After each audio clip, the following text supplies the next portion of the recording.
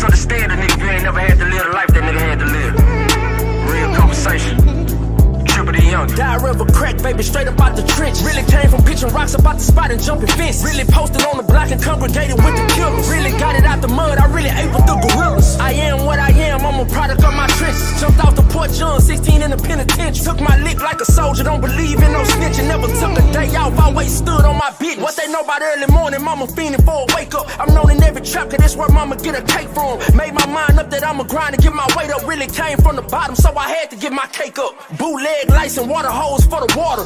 This how it was growing up on Ann Arbor. Garage full of fiends, that's why mama threw up hardest. Out of all my mama kids, shit, I had this shit the hardest. I was born in the streets, wasn't no way I could afford. Really seen a lot of shit, man, I wish I could record. What they know about going to school with the hand-me-down clothes. Even teachers used to laugh soon as I hit the door. Made my mind up young, I'ma go and get a bag. Everywhere a nigga went, I feel like people used to laugh. Jump deep in the streets, ever since been on their ass. Real get money, nigga, only focus on the bag. Provide a better life for my baby than I had. Get rich or die trying, I ain't going outside. Always been that pressure, but some people out here hate me. My life just too real, it's impossible to fake. Made my stamp in the trenches so these niggas can't erase it. The hardest out my city, man, these niggas overrated. Got some dead partners and I look out for they kids. Every time I think about it, make a nigga wanna spin. I really went to war, nigga had to go and sin. Had a gangster talk of God, but all the gangster shit I did. And if I had to do it over, I'd do this shit again. If I had to do it over, I'd do this shit again. Every time I think about it, make a nigga wanna spin. I really went to war, nigga had to go and sin. Had a gangster talk of God, but all the gangster shit I did. And if I had to do it over, I'd do this shit again.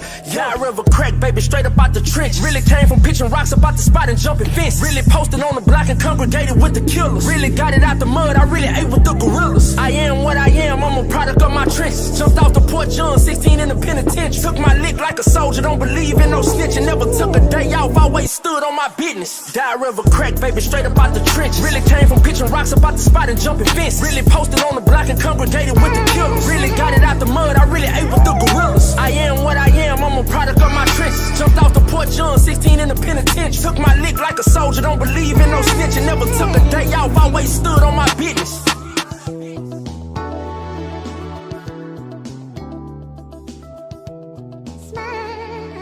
Man, Triple D Yungin, man, one thing I can say, everything real. Ain't no flaw in the rap, man. Ain't no cap in the rap, man. Everything real, man. Straight up, this original Ain't OG no flaw, man.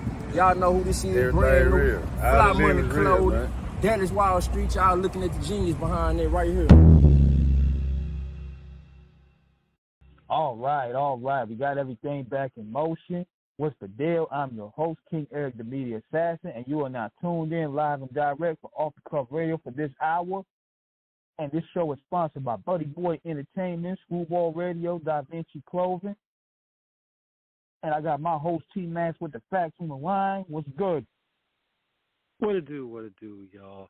Another fantastic Friday on the freshest frequency. That is OTC. Shout out to our co-host of Phil Austin, man, Lady Chinchilla, and of course DJ Sincere Dirty Bass on Radio. We are live and direct, and we got another championship chapter in the books ready to rock. So King, tell everybody about who we got tonight. Yes, sir, man. Coming out from Texas. Big shout out to the Realers for making this connection happen. One of our good supporters within the Off the Cuff Radio brand. This guy here is making a whole lot of strife within the industry. And you know, when the big homie that's in lockdown, Suge Knight, is listening to you and put your music on his podcast, you know you got something special. He always said he had that eye for superstars' talent. And, you know, listen to this guy's music, that's proof of the valuation of what we are seeing with this show. Because what we want to do, we want to focus on the underdog. We want to focus on people that's really from the mud and putting out that real music. And this guy tonight is doing all that in one, and he's just getting started. So what's all welcome? Triple D Yungin, y'all. What it do? Hey, what's going down, man? It is Triple D Yungin, man. I am the voice of the trenches, man. Big shout out to Off the Cuff Radio, man. I appreciate y'all for having me. Shout out to the realest man out there in Cali, man. And free Suge like the fast way, man. Free the big homie. Absolutely. Triple D, look, you definitely got that dope on the scale in terms of kicking that rhyme, man, with no fail, man. It's great to have you with us. Like King said, obviously you come from a great cosign in terms of Suge Knight and the Realist, two solid individuals. We're grateful to have you with us. I guess we get right into it. Tell everybody a little bit about yourself. Yeah. Man, I am Triple D Yungin, man. For those that don't know, man, I reside in Dallas, Texas, represent for Dallas, Texas, everything I do, man. Shout out to my city, shout out to my state, Texas, man. Shout out to everybody else that's tagged in, that's tuned in. You know what I'm saying? There's just a whole bunch of real shit going on. Grind, gritty, G, and man. Oh, man, I've been doing this shit since I was 8 years old, man. So I'm not just a rapper, man. I'm an artist. I really am, man. I got shit with some of the hottest artists in the game. CJ Casino, Bugatti Casino, the Triple D Go, Mr. Lucci, Fat Pimp. I'm talking about, man, we doing real big shit like we always do. You know what I'm saying? And man, Big Suge reached out to me. The Ridders reached out to me, man. So I got that whole situation getting connected from Texas to Cali, man. And once again, he plugged me in with y'all, man. Some real genuine people, man. So I just want to shout that off the cuff again, man. What's going down? Man, look, you got so definitely. I mean, you represent for all of Dallas, man. I mean, South Boulevard, Cedar Crest, South Dallas, Crocktail, Love Field, 5 Mile, Eagle. You definitely putting it down for the town. You said you've been doing this since you was 8 years old. Who were some of your inspirations in terms of who got you into the rhyme game? Man, some of my inspirations, man, honestly, man, is oh man, you put me on the spot with that one, man. First and foremost, man, I do got to give it to people like Pac. I was motivated, and I got some of my sound. Another person from up north, man, 50. Yeah, man, when 50 Cent came out with that Get Rich or Die Trying, man, he took over the whole industry with that shit, man. Like, you know what I'm saying? And that was a big influence on me. Lil Wayne, way back in his Hot Boy days, though, you know, BG.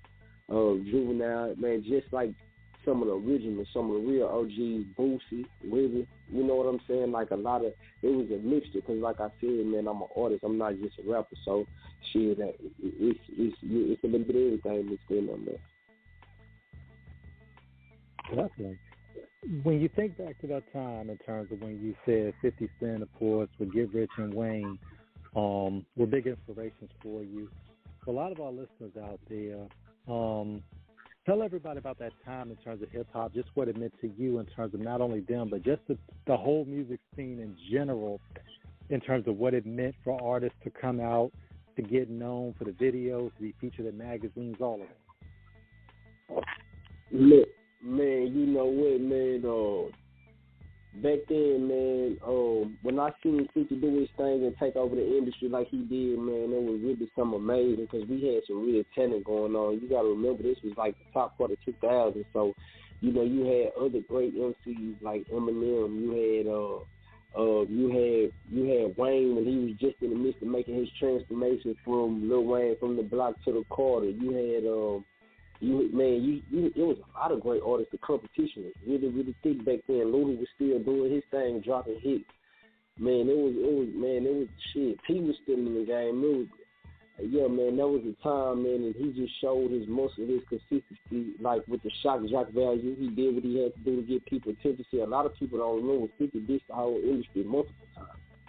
And that's what got the attention on him, and then he was able to say, hey, this is who I am, this how I'm rocking it, and this how we gonna get it type shit. So, man, it just back then, to sum it all up, I say it was a bunch of competition. You had to be on your point. You had to be on your toes, man, to even aspire to be a rapper. It wasn't even nothing easy or nothing to play with. It was too much competition out there.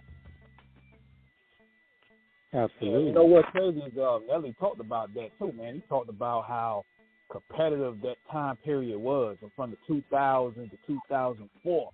Like, every big dog was dropping at that period, and you had to pretty much hold your own.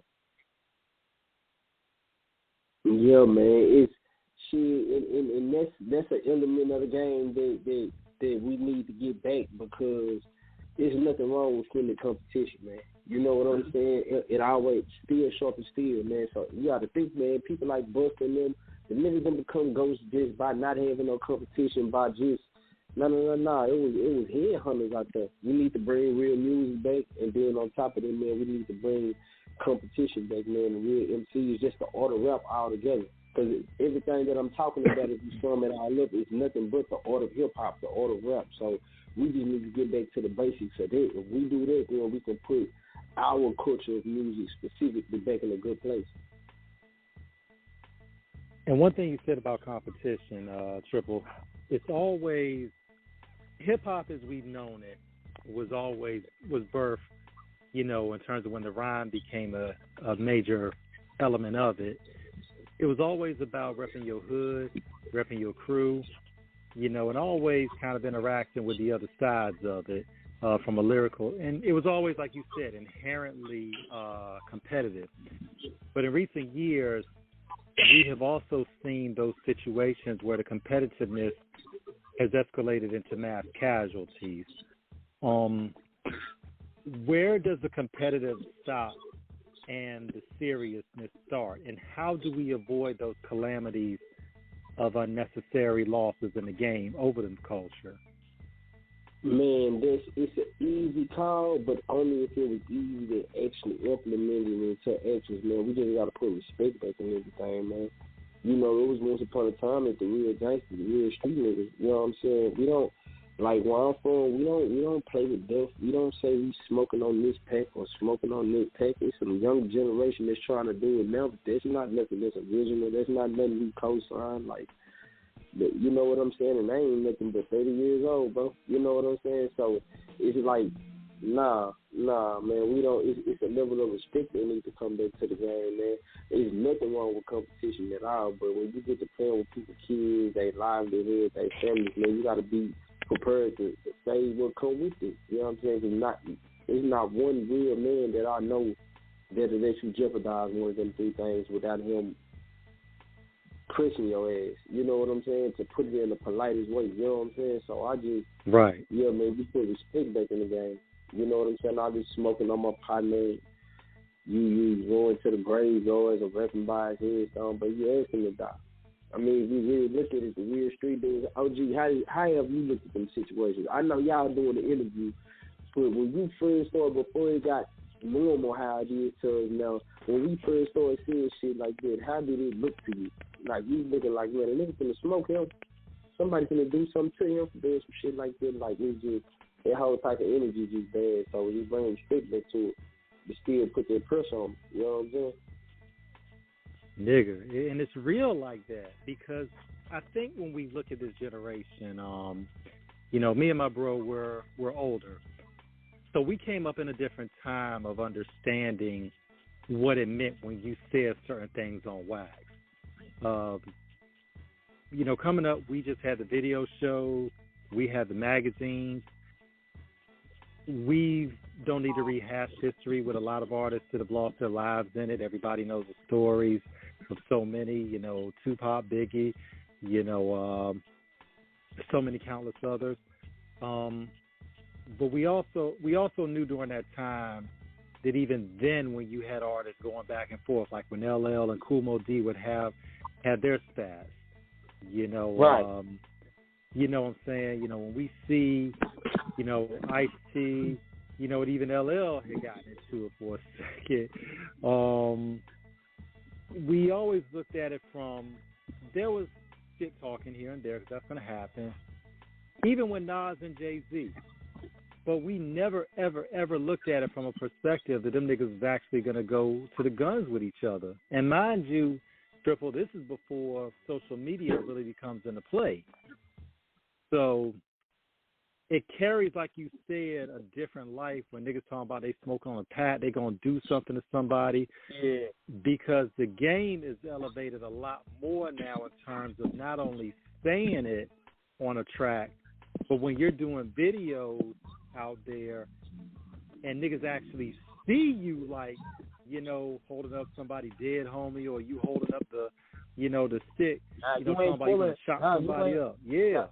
You're not pouring out Hennessy in his casket. You pouring blood. Yeah. Crazy. These dudes going extra with it. But I want to get you guys' thoughts on this. What do you guys? I don't know if you guys heard this today, but we hear that Kendrick Lamar he threw his name into the hat. He wants the static with both Drake and J. Cole. Now, what do you guys think about the track? I'm doing a little pivot right now because it just hit my radar early. D, go ahead. Man, you know what? I'm gonna be honest. I seen something about it, but I never listened to the track though.